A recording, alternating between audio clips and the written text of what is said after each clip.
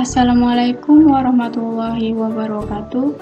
Saya Regita Tatia Zalzabila, Program Studi Ilmu Hukum dari Universitas Islam Negeri Sultan Syarif Qasim Riau dengan tugas hak perempuan dalam bidang politik. Di Indonesia, kepemimpinan wanita dalam dunia politik menjadi bahan perbincangan. Mulai dari meningkatkan jumlah minimum 30% kursi di parlemen perempuan. Isu-isu kesetaraan gender yang mengatakan bahwa wanita hanya menjadi pelayan seks bagi para suami dan berbagai hal lainnya yang berkaitan dengan feminisme. Hak politik perempuan dalam perspektif ada dua pandangan, sebagaimana dalam kajian tafsir maudhu atau tafsir tematik. Memberikan jawaban bagi masyarakat yang masih terdapat dua kutub yang berseberangan. Satu pandangan menyatakan perempuan harus di dalam rumah, mengabdi kepada suami, dan hanya mempunyai peran domestik dan tidak boleh berpolitik. Pandangan lain menyatakan perempuan mempunyai kemerdekaan untuk berperan, baik di dalam maupun di luar rumah, demikian juga dalam bidang politik. Hal tersebut terjadi karena belum dipahaminya konsep tentang politik perempuan secara murni. Juga karena dalam memahami teks ayat Al-Quran masih bias gender.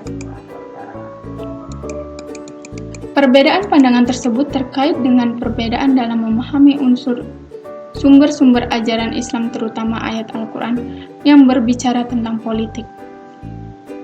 Pandangan Islam dalam perintah amar ma'ruf nahi munkar menyebutkan laki-laki dan perempuan berkewajiban untuk amar ma'ruf nahi munkar melalui beberapa cara, termasuk diantaranya dengan media politik.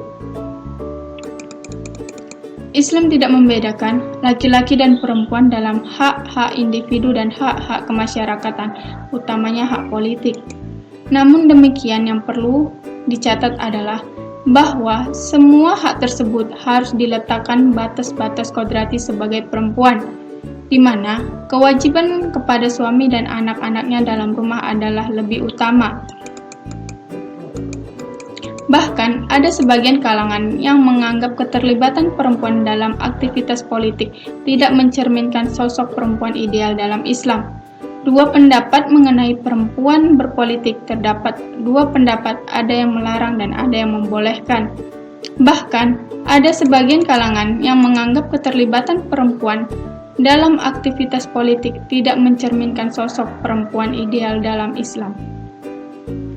Dua pendapat mengenai perempuan berpolitik terdapat dua pendapat, ada yang melarang dan ada yang membolehkan.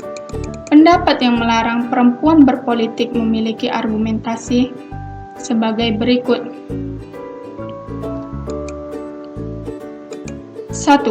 Pernyataan Al-Quran tentang laki-laki menjadi pemimpin atas perempuan, karena Allah telah melebihkan sebagian laki-laki atas sebagian perempuan.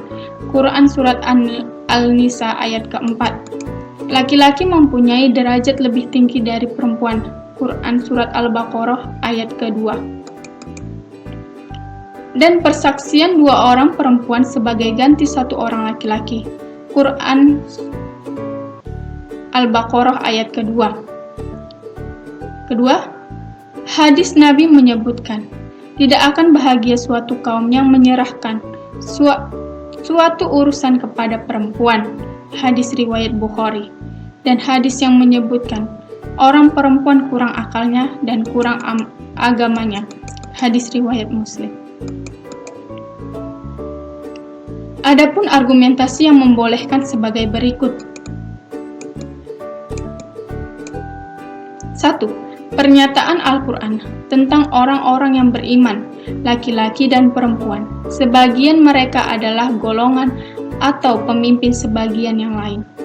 Mereka menyuruh mengerjakan yang ma'ruf dan mencegah yang munkar. Al-Quran Surat At-Taubah ayat ke-9. Sesungguhnya aku menjumpai seseorang perempuan yang memerintah mereka dan dia dianugerahi segala sesuatu serta mempunyai singgasana yang besar. Al-Quran Surat An-Naml ayat ke-27. Seorang perempuan adalah Ratu Balkis yang memerintah di negeri Sabai. Sekian video hasil tugas saya. Assalamualaikum warahmatullahi wabarakatuh.